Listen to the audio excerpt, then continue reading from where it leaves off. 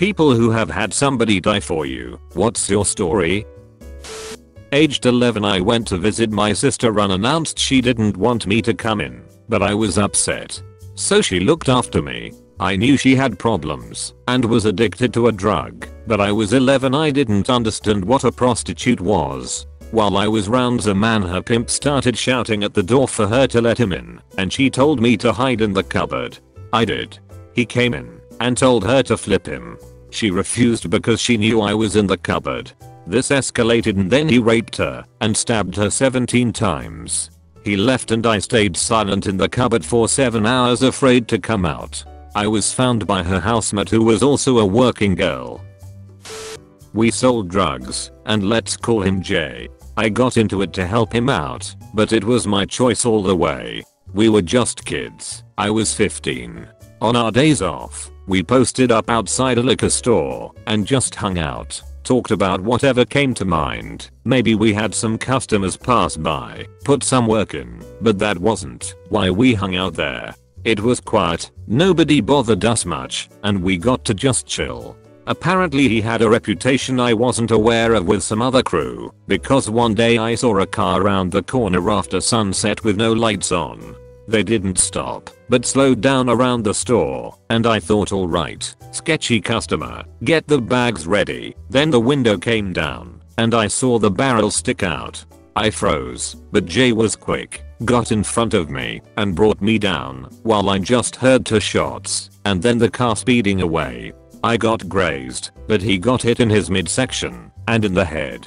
He was a lot taller than me, so the headshot missed me completely. He didn't die immediately. I held him and called 911. I don't remember talking to the operator. I just remember looking at him and being able to tell the second he died. It really is a lights out moment where they just aren't there anymore. I've recently learned that the name for what I did after that was called keening. Moaning or screaming in response to someone's death. I just yelled and yelled, cried, and screamed. It's been 12 years, and I'm fine now, but I keep his memory with me and realize that we put ourselves in that danger, so I take more responsibility for the situations I put myself and my loved ones in. My grandfather at the time was 94 years old. My 4-year-old daughter got the flu, which she then gave to me. I was homesick with my daughter, and I couldn't even take care of myself, let alone my daughter. My grandfather took care of the both of us. I remember waking up to him covering me with a blanket, like when I was a child. He ended up getting the flu from us, and his respiratory system couldn't take it. He passed because he took care of me and my daughter, and it makes me cry every time I remember that. When I was around 12 in the 80s, I was vacationing in South India in summer with my parents at the remote village they were from originally, where violent family strife was and is pretty common, especially over land and caste/clan differences. There was a family feud going on over some property in my father's name, so a few thugs beat me up by the river where I was playing with my cousins. My father was a brute, and he found out who was responsible and beat the crap out of 2 men in the rival faction. In retaliation, a group of 5-6 men cornered him by the same riverbed where I was assaulted and hacked him to pieces and left his body parts stuck in the silt there, according to eyewitnesses. I could not bear living in the country anymore and studied my butt off to become an engineer and moved to the US in early 2001. I'm happily married with a wife and 2 beautiful children and have never visited home again. This is my home now. The empathy and support system from different specialists here, and in general, that I get from Americans make me pray for the US every day of my life. I've got one. My grandmother's brother was in Vietnam. To get him out, my great-grandfather killed himself so the son could come back for the funeral. He stated this in his suicide letter. While my great-uncle was on leave, his entire platoon was killed in action. I don't remember the rest of the circumstances, or no one told me, but my great-uncle was alive and at my grandmother's funeral this year, so he lived to be an old man. I'm late to the party, so many won't see this, but I wanted to put this out there. Obvious throwaway because people know my personal account, and I'm not ready to talk about it with most people. Most details are intentionally made ambiguous. The irony that I'm posting it here for everyone is not lost on me. I was in Afghanistan in 2011, working in humanitarian assistance / human terrain analysis. I was working in the southern part of a city in the southeast of the country, working in various villages / communities over the course of a few weeks. I have Middle Eastern / Southwest Asian features, so the Afghans took a liking to me. I got to know one village community particularly well, to the point that one of the younger boys about 13 would always walk with me holding my hand, a sign of friendship in their culture. We'd talk about life in America, what his life was like in his Afghanistan, what he wanted to be when he grew up. Basic crap, nothing serious. I left that community to work in other parts of the region for a little while with the intention of coming back for one more visit before I went back to HQ to write reports and crap. So I go back for that one visit to find the community cold to me, which is very unusual in Pashtunwali. Pashtuns is the ethnicity of the people in the area. Pashtunwali is like their ethnic code of conduct. As we're leaving the area, we found the body of the kid that was hanging out with me. He was executed by gunshot and left to rot in a ditch. He didn't die for me in the sense that he sacrificed himself for my sake. Rather, he died for being my friend. The people of that community refused to speak to any NATO forces after that. Not me personally, but it did affect me. For those who live in the US, you may have heard about this, as it made national news. I used to work at an elementary school, and one day during dismissal time, one of the parked school buses suddenly jumped the curb towards a group of children. The principal was not too far behind them, and pushed them out of the way just in time, before the bus hit her, and killed her instantly. I was there when it happened. That was the bravest and most selfless thing I have ever seen anyone do, and proved her character in how passionate she was with working with children. My brother died for me 13 years ago yesterday. We were alone at a beach in Mexico, no lifeguards, while our dad was taking care of some business. The water had been rough the day before, but my brother wanted to take a swim, so we went in anyway. Messing around in the water with one of those disposable underwater cameras, we got distracted and didn't realize how far we'd been pulled out. Suddenly we realized we were in a rip current and how big the waves around us were. Tried to swim back, but couldn't, and at this point I'm panicking, yelling for help, and telling my brother I don't want to die. He says I won't, stays with me, and yells for help. Someone at one of the beachside restaurants finally notices us and jumps into the water with a boogie board. They swim up to us and tell us to hang on to the board. My brother and I are holding hands in the board together. One wave later, and we are ripped apart. That was the last time I saw him. I live for him every day. He was and is my best friend. Sorry, this is another not me, but when we were 7, my best friend's mom was at a bar not far from where we grew up. I guess a guy there was getting really rowdy and the management asked him to leave. As he was being kicked out, he drunkenly yelled something along the lines of "I'll come back and kill every person in this place."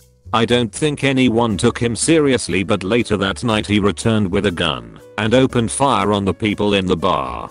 Her mom ushered some of her friends into the kitchen to hide. She got them all into a pantry, but he came in and caught them. He shot her in the head and moved on to the rest of the bar. She died protecting her friends. A few weeks later, at a different bar in a different state, my friend's dad was shot and killed also. She was orphaned at 7 years old and was then raised by her grandmother.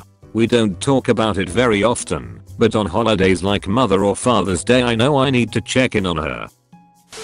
When I was 7 years old, my mother and I got into a car accident.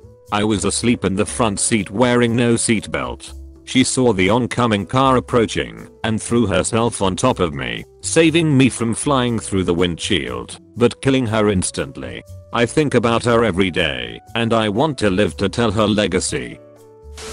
I've posted this on other threads before, but it's a story about my dad. It was winter time when I was 10. My father and I were walking across the ice covering the canal across from his house. I believe we were going for lunch. Before I realized what was going on, The ice broke from under us, and after some time of struggling to stay afloat, someone had finally noticed us in the water, encircled with ice. The guy threw an extension cord out to us. My dad told me to grab hold of it, and he pushed hard on me to get me up on the ice, so the guy could pull me to shore. As he pushed up on me, I looked back to see his face disappear under the water. That was the last time I ever saw him. My English may be weird, I'm sorry. I don't know if this counts, and I don't want to go into detail, but my mother took me when I was 8 years old from Sinuiju, North Korea with a refugee group to the north of the border of China and North Korea, and fled to Thailand, and then to South Korea. The important thing is that my family father and my extended family still lived in Sinuiju. They did not want to leave due to fear of capture and fear of the United States propaganda, so my mother took it in her own hands. Most likely my family has perished for my mother and my actions. Edit. My mother towards the end told me that longer we stay alive, the bad memories that we have will slowly be replaced by new good memories. We just have to stay alive. My mother has since passed away. She became deranged and stressed that led to her death at an early age, and I since moved to the United States after graduating at Seoul National University in English and Business International. Because of my family's sacrifice I can have a somewhat normal life, but I can never forgive myself for my mother and my actions, and I have never told anyone. I don't deserve this life, but I have to live with it. My father. I was assaulted when I was 9. He confronted the man that did it, beat his butt. Man came back and shot him in the head. My mother has hated me ever since, so I lost 2 parents in one day. It has affected me in the sense that I'm hyper vigilant in protecting my son. I have read the thread to this and would like to make something clear. I don't blame my mother because I understand some things about trauma. During a strong earthquake, my grandmother used her body to protect a 4-year-old girl. A wall collapsed and fell on them. I'm told she broke her hip, an arm, and her skull was open. She bled to death and passed from a heart attack. When they dug them out, all she kept asking about was the little girl and saying she's fine. The little girl thankfully survived with a broken arm, but couldn't understand what happened to my grandmother. I got permission to tell this story. My cousin was swimming in a seemingly calm part of a river with a large group of people near his college. At some point he went under the water and wasn't coming back up. Under the surface was a whirlpool that had caught him and wasn't letting go. His best friend dove in to save him and managed to get my cousin out of the whirlpool, but sadly got stuck himself. My cousin wasn't breathing when they pulled him out, and they spent several minutes before they could revive him. He's okay now. Sadly, his friend didn't make it. I never knew the kid, but I think of the sacrifice he made to save my cousin all the time, and will be forever grateful for it. My brother jumped in front of his wife when a maniac was trying to run them over.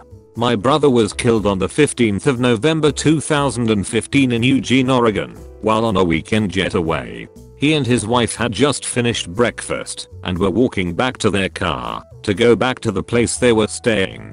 As they were crossing the road, a man in a Toyota Highlander, who had just beat his parents with a baseball bat, killing the father and permanently injuring his mother, decided to drive into my brother and his wife at full speed.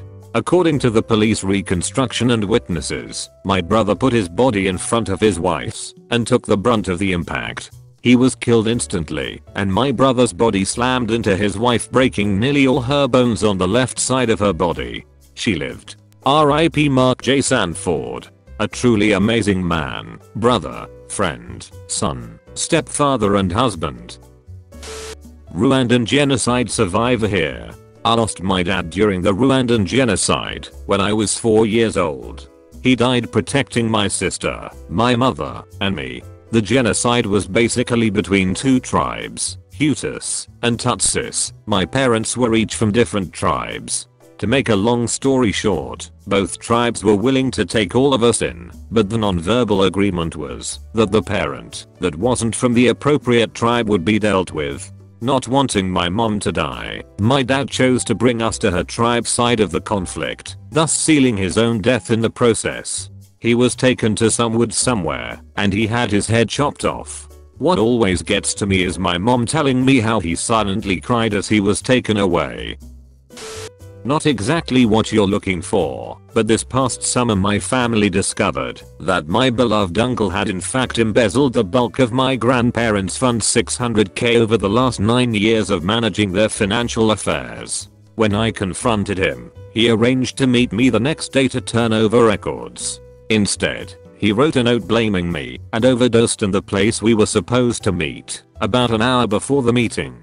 It's only by sheer chance that his wife found him instead of me. His wife 100% blames me for causing his death. It's been a lot to process. One day I came home and my fiance was gone. Detectives finally came and told me they found his body at the place he proposed to me at. They strung me on that it was a murder for months until they released his goodbye letter. He shot himself in the mouth, through the brain. Because I'm not good for you. I want you to be an amazing mother and I want child's name to have a good father figure. It's been amazing watching you grow into who you are. So here I'm years later, still flipping confused and hurt that he says he killed himself for me and for my daughter. Still not healed and never will be. I know this isn't what Op wanted, but it's what I got. I'm really late to this, so this will probably be ignored, but whatever, I can answer this. When I was 16 it was just me and my dad. My mum had passed away a few years before, so my dad was raising a teenage daughter alone while trying to run a business that his heart wasn't in. My mum wanted the business mainly. One night my dad tells me that he needs to go meet a friend and that he'd be home late. This was fairly normal, so I didn't really think much of it. Off he went. That night I was woken at 4 AM to 2 police officers at the door. They sit me down and tell me that my dad's car had been found parked beside a bridge and a male body was on the road below the bridge. They told me that my dad had committed suicide. He left a note solely addressed to me that essentially vaguely said he had got involved in something dodgy and the other people had threatened to hurt me to get back at him. The only way he felt he could protect me was to take himself out of the picture. This was 8 years ago now, and I still have no idea what he was involved in or what went down. The last line of the note really stuck with me. It said, "Please make something of your life." I haven't. I've done my absolute best since that day and have managed to graduate uni and get myself a good job with well above average pay for my age. I've met an amazing guy and I'm truly happy. I obviously miss my dad every day, but he did push me to become who I'm now, and I really owe him for that. I have been suicidal for a couple of months. When I was 21, I guess it's always been there, but some things in my life triggered it. I knew I didn't want to die, but something inside me was telling me it's the right choice and that no one really wanted me in their life. So I started to plan my suicide, without anyone knowing. Around that time, my sister-in-law got sick and passed away right on New Year's Eve, and suddenly I got 2 small children to care for. At first, I didn't know what to do. My plans were basically changed super fast. I didn't have time to think on what just happened. But these children changed me. I started to see that yes, I'm worth something and needed, and nothing makes me cry so much than thinking of dying and leaving these kids with more death in their life. I don't know if it counts or not, but I was basically saved by these kids and their mom. He was a stranger. His death saved me and 3 others. The circumstance surrounding his death will never be completely known, as mistakes were made during his medical care. At the time of his death, I had already been on an artificial heart for 11 months and was probably about 2 weeks from death myself. It had been a 3-year journey for me and my family. Getting listed for transplant and then sitting on that list was grueling. I was simply done. I received his heart on the 11th of January 14. Although the recovery still goes on, I'm alive and enjoying my life. His name was Fatim, and I now know his family. My mother's boyfriend died protecting her and her mother from being kidnapped in a mall parking lot back in the 80s. It was at night and they were leaving the mall when 2 men came up and attempted to kidnap them. My mother's boyfriend got in between them and was shot point blank in the head and died instantly. The men were caught and jailed, but I'm pretty sure they are out now. My mom and the mother of the man killed sued them all and won because there was no lighting in the parking lot and the overall general safety of the mall was questionable before the incident. After the lawsuit, lights were installed in the parking lot for better visibility. It really affected my mom and shaped her into the person she is today, unfortunately for the worse. She has struggled with many things after the incident and was never the same. She does not feel comfortable in many situations and does not dream. She said that she had such bad nightmares afterwards that she eventually just stopped dreaming altogether. My mother doesn't like to talk about it much. From what I have been told was that she will never forget what a brain looks like. The woman who was the mother of the deceased went on to become a relative to my family regardless of her not actually being blood related. The man was her only son, so she did not have much left. She is my grandma and has helped my family out countless ways throughout the years and I love her very much. My mother became her daughter and us her grandkids. My mom went on to marry a good friend of her deceased boyfriend and that is how my siblings and I came to be. Without him sacrificing himself for my mom, I would not be here today. He died a hero and I am thankful for his sacrifice. Thank you, Ricky. When my mother was pregnant with me, she found out that she had cervical cancer during a doctor's exam. Apparently, the records from a previous test indicated that she had cancer for a while before this, but it was missed due to a technician or doc misreading her results. The cancer had advanced to a crucial point where she might have a fighting chance at remission and survival if she began receiving treatment immediately, but in doing so, it would mean that she would have to terminate her pregnancy. As my family recounts the story, the doctor told her about this option and she promptly told him exactly where he could go. Ultimately, she decided to carry me to term and later died from the illness that was eating her. I was too young to have any real memories of her, and I'm not sure if the story really counts as dying for someone in the sense that op means. But I often think about the decision that she made though, and if I would have done the same if I were in her position. I've wondered sometimes if her decision would be the same if she could see me at certain points in my life and the type of person I've been. My father was an extremely hard worker. Worked 6 AM 5 PM 6 days a week. Then one day he had a heart attack and was dead for a few minutes. He was never the same after that. He changed, it's hard to describe, but he wasn't the same. I was 13 at the time he came into my room and we were playing PS2 Soccer Online. He said to me he didn't want to come back after he died. That wasn't his decision, it was the doctor's. Then he told me how, if he were to die, our family would be fine. He had hundreds of thousands of dollars worth of tools that he told me the company Snap-on would buy back.